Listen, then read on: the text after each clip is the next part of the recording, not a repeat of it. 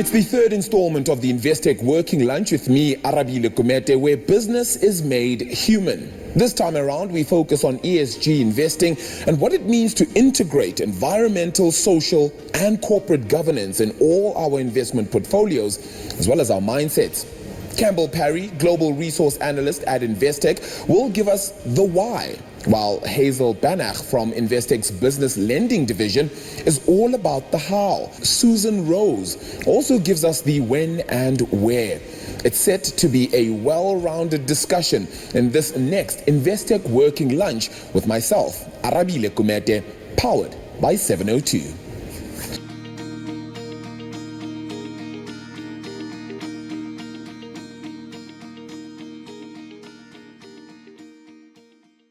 Folks, thank you so much for the time. Really appreciate it. Always great having these interesting conversations. One, the food gets better and better by the seams of it, so I'm very thankful for that. But the next part is that the conversations are just as interesting, and we've continued to have really relevant conversations of late, and this one is another one. All right, we speak about climate change, biodiversity, all of those elements as being critical, not just to the world, but now also to the world of business, the world of investing. And it's why ESG has become such a, let's call it buzzword for lack of a better term.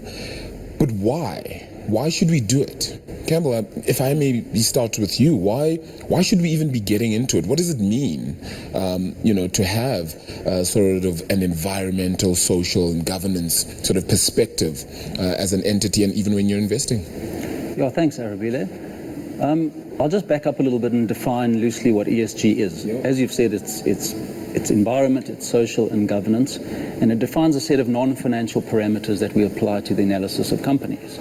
And companies these days have a fiduciary duty to all stakeholders, not just their shareholders. So beyond the bottom line, effectively. Correct. That means the environment around them, the communities they interact with, and how they manage that will govern that.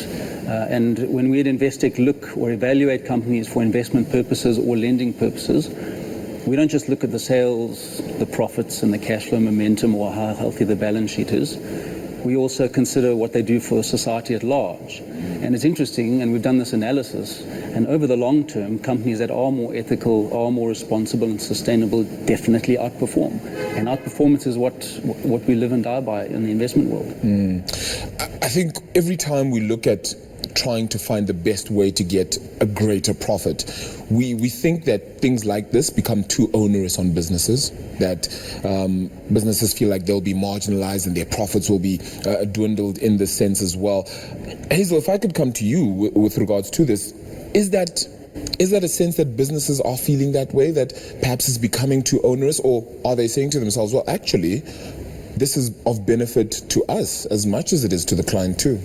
So I think from a business perspective, and when I speak business, I'm going to speak more around the mid-market type client, is that the reality for them is kind of twofold. The one is that there's definitely, I think, roles, and the roles that businesses play within the ESG context are evolving as the concepts around ESG evolve, and there's so many different facets to it. And I think from a business perspective, there's not necessarily always the clarity to hand around, where should I be focusing? Where is the optimal benefit for my business in terms of the role that it can play around ESG? But the other side of it, I think, is that it's not divorced from the bottom line or the top line.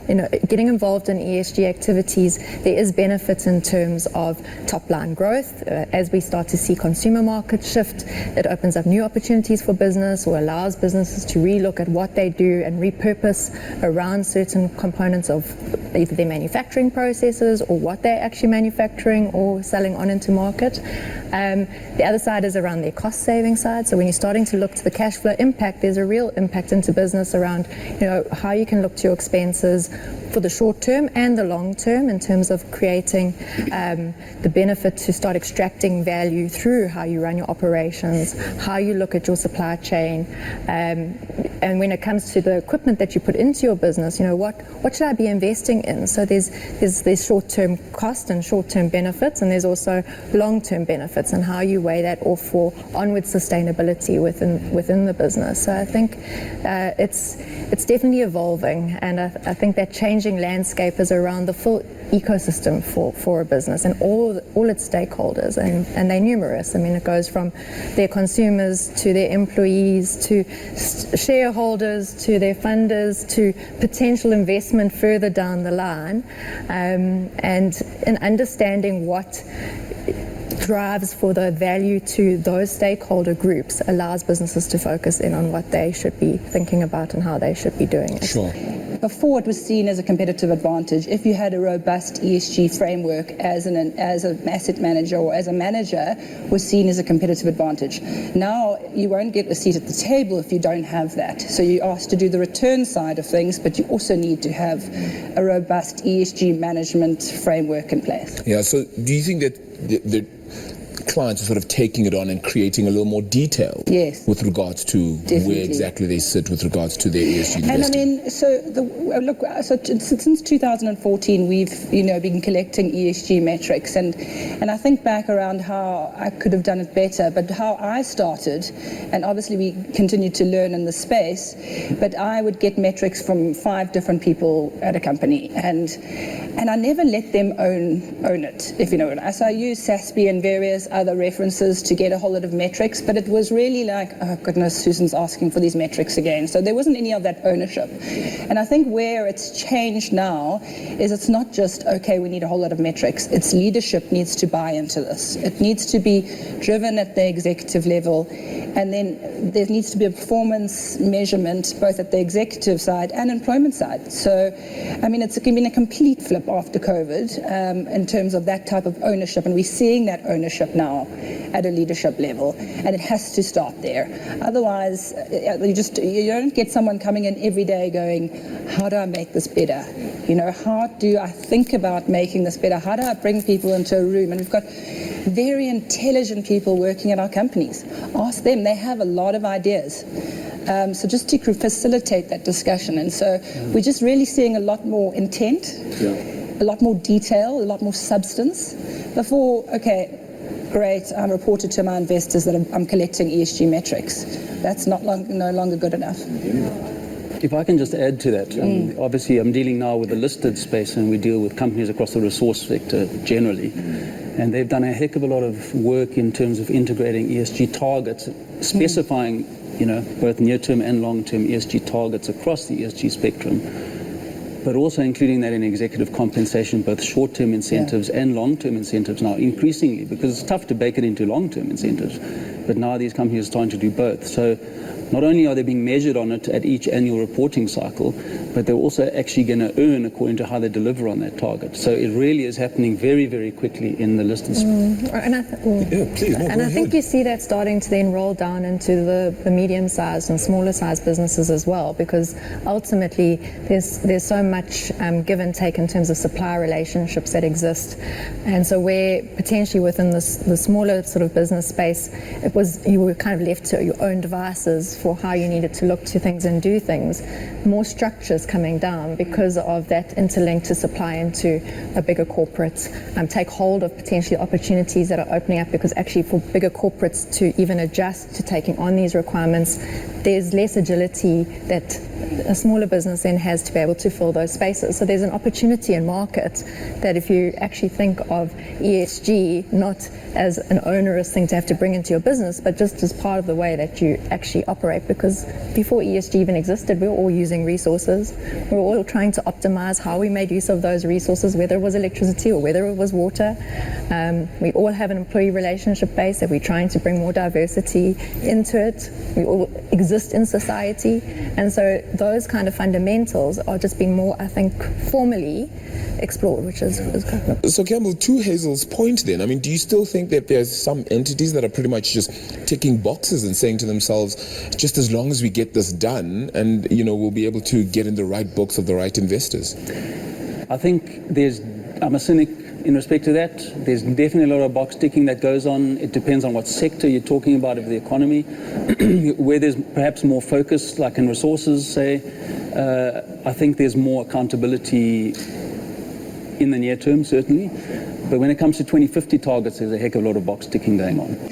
So I'd rather do a fewer things better than a whole lot of things badly. So I think that's where we may have got it wrong in ESG, is that these 250 metrics that you have to collect 5 and do something with those, and set just those targets, and show me the plan for how you're going to increase efficiencies just for those. But they need to be thought through, and they need to be meaningful, and they need to tell you a lot. So it's not about just putting a whole lot of metrics down and hoping for the best. And I think for what you were saying earlier in terms of seeing that there's real benefit to derive out of this, if you're not going to actually focus in on that longer term, keeping stuff on a straight line is not going to remain straight line. It's actually going to be a depreciating kind of curve. And and I think it's more about, it needs to become more entrenched, because beyond just the regulatory stuff that you might need to complete and tick the boxes for, there's a consumer market, and as ESG gains sort of global it's just gaining in momentum in terms of global economies, what people's interpretation of it is, and it's all different, dependent on who the stakeholder is, what they see as important, and material is going to look different. But we also live in a very interconnected world now. So as much as there is compliance, there's also a reputational component that businesses have to manage around who they're servicing, how they're servicing them, and that it's going to just become a way of being, and the sooner you can take it on board. Sure, a case in point on that is the mining sector, right? They've been doing this for 15 years plus, because they have to, and their license to operate depends on it. So they look at those SASB materialities, and they've done quite a good job at filtering, 100 factors down to 7. Yeah. And they look at it in 4 buckets. One is their workforce relations and safety and health. Second is environment. So back up to workforce and health, basically, fatalities, injury frequency, occupational health, that sort of thing. Those kind of spike up in terms of how they report that. Correct. That's actually a big part of their reporting. And then how likely do they tread on the environment? So that's the second bucket. And the third bucket will be community engagement and relations, which is vital. If you're not doing a good job with communities, you can forget your license to operate. And then lastly, and this is a new one, it's supply chain management. So, are your suppliers espousing the same principles that you do with respect to ESG? And I think from a lending space, what we're seeing is when we are engaging clients to understand their business, but their business in the context of who they source from, who they supply to, the availability of information has definitely increased. When you ask for an EIA or you ask for a health and safety policy, they are at hand now, that businesses generally are able to provide them, or context around how they do things.